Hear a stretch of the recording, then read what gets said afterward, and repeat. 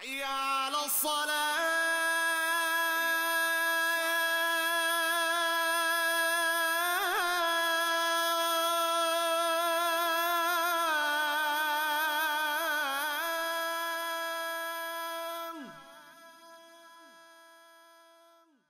حي على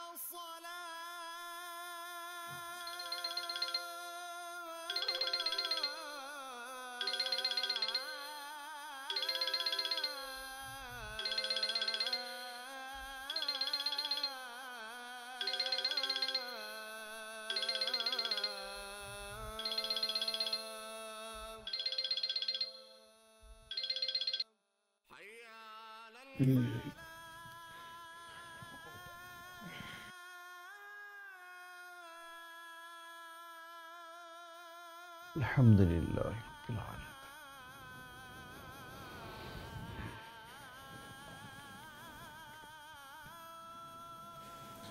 الحمد للہ رب العالمین.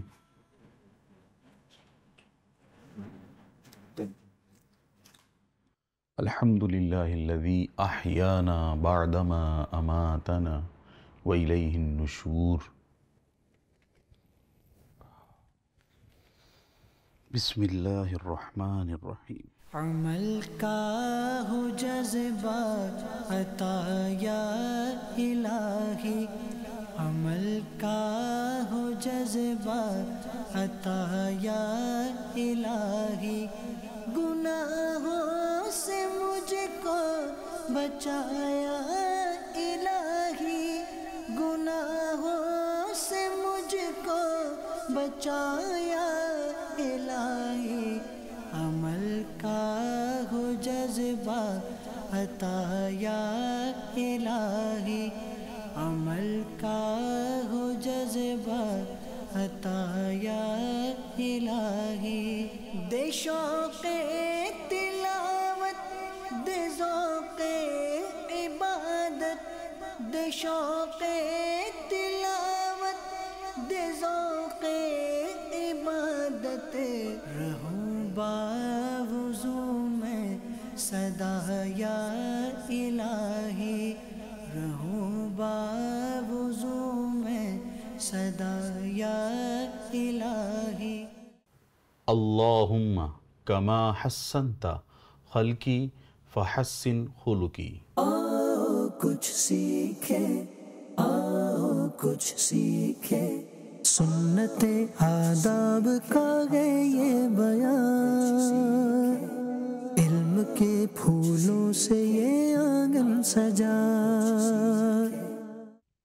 بسم اللہ الرحمن الرحیم. عمل کا ہو جذبہ عطا یا الہی، عمل کا ہو جذبہ عطا یا الہی، گناہوں سے مجھ کو بچایا الہی، گناہوں سے مجھ کو بچایا الہی،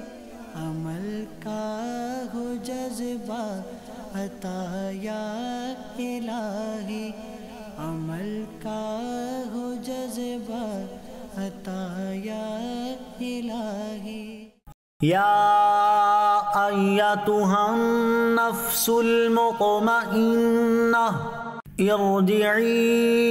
الی ربک راضیۃ مرضیہ فادخلی فی عبادی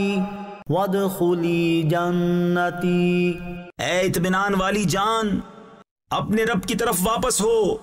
یوں کہ تو اس سے راضی وہ تجھ سے راضی، پھر میرے خاص بندوں میں داخل ہو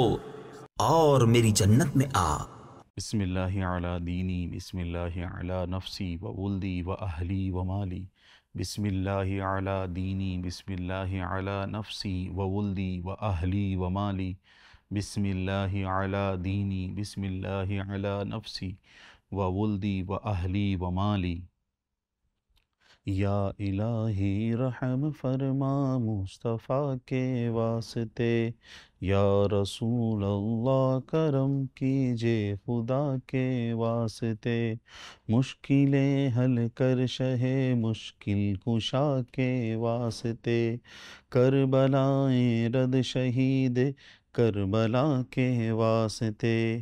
قادری کر قادری رکھ قادریوں میں اٹھا، قدر عبد القادر قدرت نما کے واسطے، یا الہی رحم فرما مصطفیٰ کے واسطے، یا رسول اللہ کرم کیجے خدا کے واسطے، یا اللہ یا رحمان یا رحیم، یا اللہ یا رحمان یا رحیم، یا اللہ یا رحمان یا رحیم، یا ربنا یا ربنا یا ربنا۔ یا اللہ عز و جل، میں نے جو قرآن پاک کی تلاوت کی، یا اللہ عز و جل اس کا ترجمہ تفسیر بھی پڑھا، یا اللہ عز و جل ان خوش نصیب لوگوں کا واسطہ، یا اللہ میرے والدین کی بخشش و مغفرت فرما، میرے پیر مرشد کی بخشش و مغفرت فرما، میرے اساتذہ کرام کی بخشش و مغفرت فرما، یا اللہ عز و جل ہمارے گناہوں کو معاف فرما، میرے والدین کو صحت و سلامتی نصیب فرما، میرے پیر و مرشد کو صحت و سلامتی درازی عمر بالخیر نصیب فرما، یا اللہ عز و جل ہم سب پر اپنا خصوصی رحم و کرم فرما۔ ربنا ارحم لنا ربنا ارحم لنا ربنا ارحم لنا، اللہم ربنا آتنا فی الدنیا حسنة وفی الآخرة حسنة وقنا عذاب النار وقنا عذاب القبر وقنا عذاب الحشر وقنا حساب الميزان، اللهم أجرنا من النار، اللهم إنك عفو كريم تحب العفو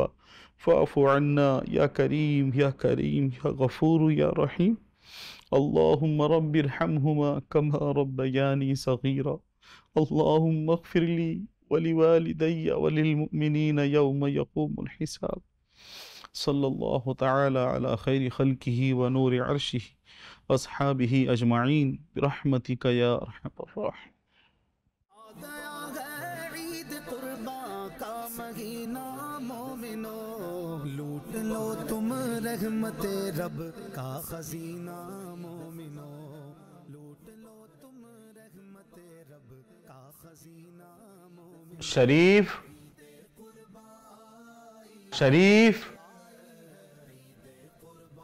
شریف جی رائل صاحب۔ السلام علیکم ورحمۃ اللہ۔ وعلیکم السلام ورحمۃ اللہ۔ تو شریف آپ نے کرنا یہ ہے کہ میرا ناشتہ لگانے کے بعد میں نے جو نا اپنے کپڑے بیڈ پر رکھ دیے ہیں، تو آپ نے ان کو پریس کرنا ہے، ٹھیک ہے؟ جی ٹھیک۔ اچھا ذرا سنیے گا، جی رائل صاحب۔ آپ نے جو نا کل چائے میں چینی تھوڑی زیادہ کر دی تھی، تو آج آپ نے خیال رکھنا ہے اور چینی تھوڑی کم رکھنی ہے چائے میں۔ انشاءاللہ نیکسٹ ٹائم سے خیال کریں گے۔ بہت شکریہ۔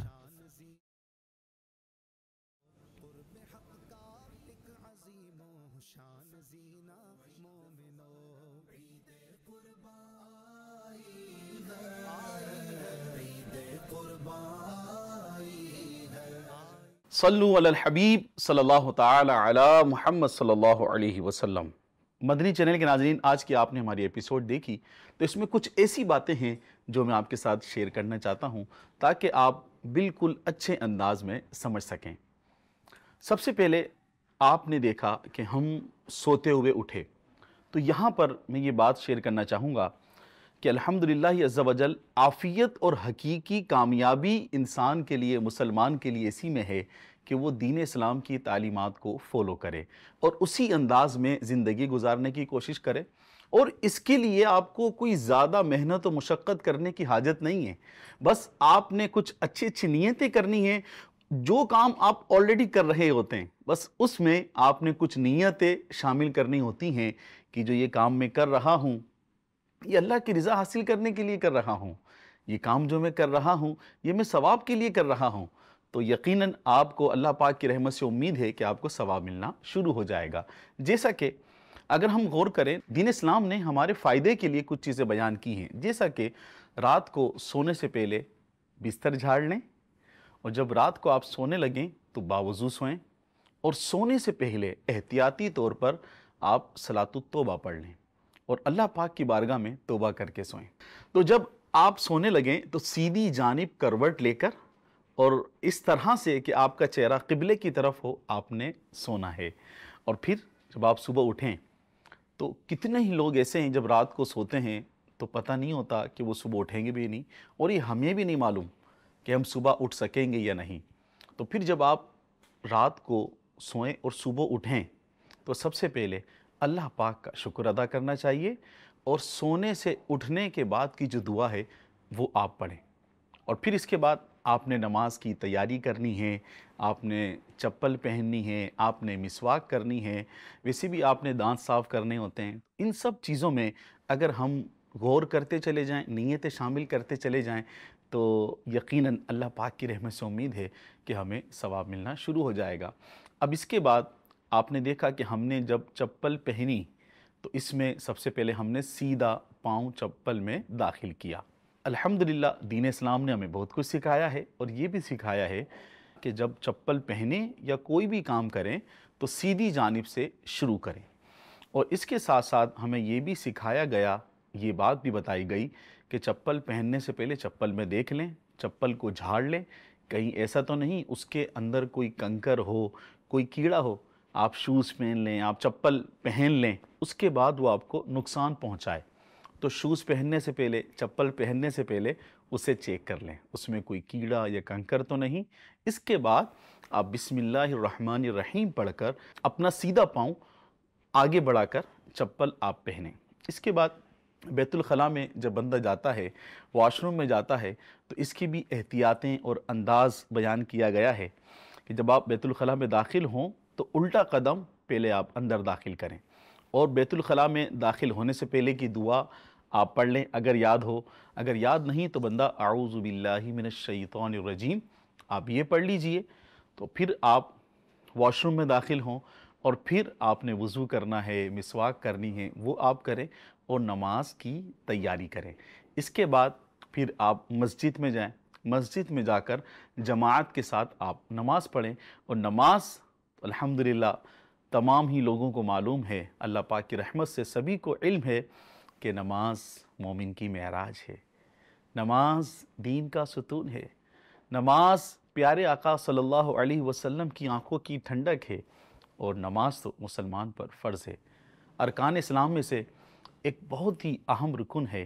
نماز، تو ہمیں نماز کی پابندی کرنی چاہیے، نماز کی ادائیگی ہمیں مسجد میں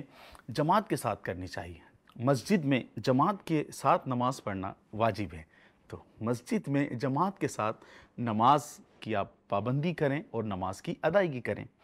اور ممکن ہو بلکہ یقینی طور پر اگر آپ کے گھر میں ظاہر سی بات ہے آپ رہتے ہیں تو آپ کے گھر میں اور بھی آپ کے